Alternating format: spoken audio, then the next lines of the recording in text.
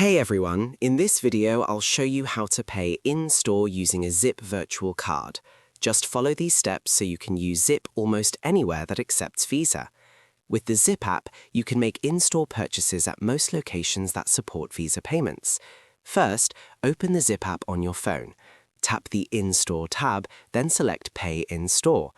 Next, create your purchase request by entering the amount you plan to spend. Review your installment summary and the truth in lending disclosures, then tap Continue. Once that's done, your Zip virtual card will be ready to use. Tap Add to Apple Wallet or Google Wallet. You can now pay for your purchase by scanning Apple Pay or Google Pay using your Zip virtual card at checkout. If the store doesn't accept Apple Pay or Google Pay, don't worry. The cashier can manually enter your Zip virtual card details, which you can find in the In-Store tab of the Zip app after creating your virtual card. And that's it. Once you follow these steps, you'll be able to pay in-store with your Zip virtual card anytime.